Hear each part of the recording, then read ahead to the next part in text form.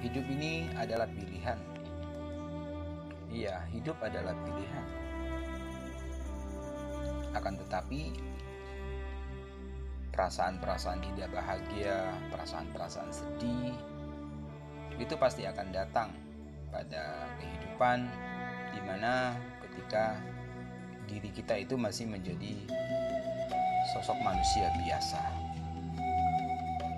Nah, bagaimana menyikapi agar rasa tidak bahagia itu tidak menjadi baper dan lebih dalam lagi kita rasakan?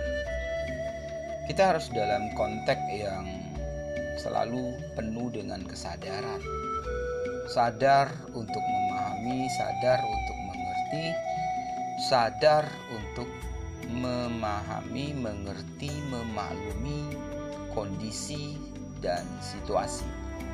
Ya, mungkin ketika orang marah, mungkin dia adalah dalam konteks yang saat ini tidak bahagia. Nah, rasa tidak bahagia itu yang mungkin mereka tumpahkan kepada orang-orang di sekitarnya. Akan tetapi, kita juga berhak untuk memilih, memutuskan untuk tidak terluka.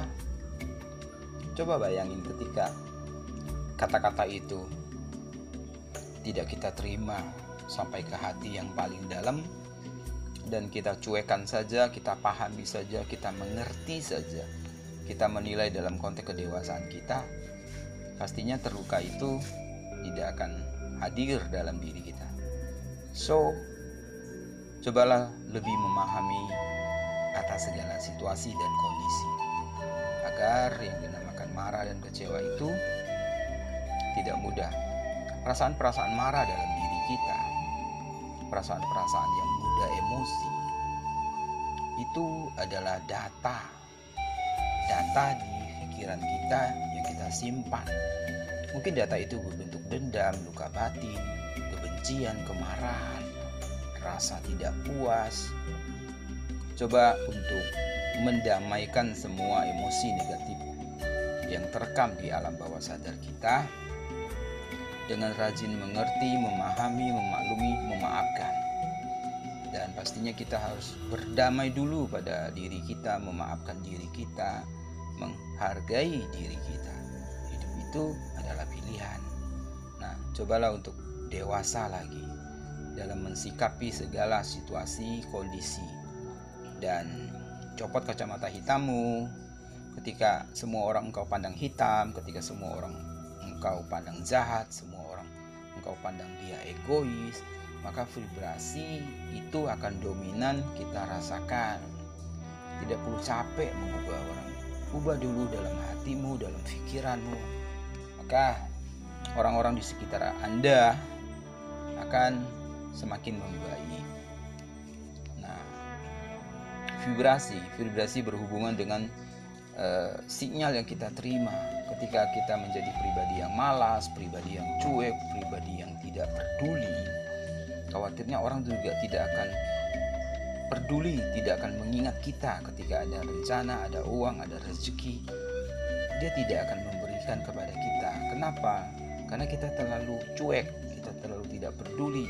Kita selalu mengirimkan sinyal rasa tidak berharga kita kepada orang lain, sehingga mereka tidak menghargai kita.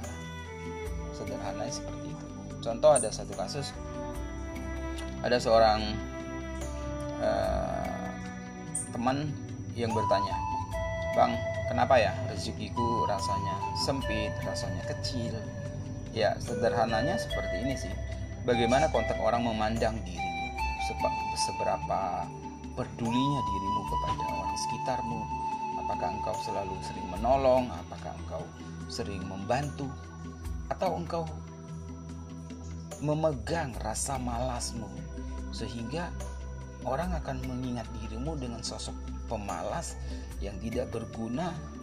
Nah, maka apa yang kita kirim, apa yang kita rasakan, orang akan memperlakukan itu.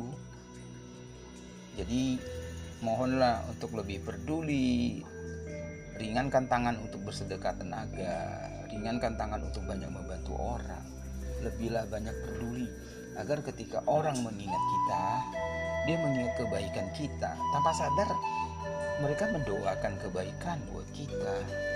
Dan buat Anda yang masih rezekinya merasa sulit dan kecil, coba sadari mungkin selama ini orang-orang di sekitar Anda itu tidak mendoakan dengan baik, justru karena kejelekan Anda, kemalasan Anda, keegoisan Anda, rasa marah Anda. Ini yang memblok rezeki-rezeki itu datang. Itu baru salah satu contoh kasus loh. Banyak sekali kasus lainnya lagi yang akan kita bongkar di channel ini. Oke, semoga audio ini bisa dipahami. See you.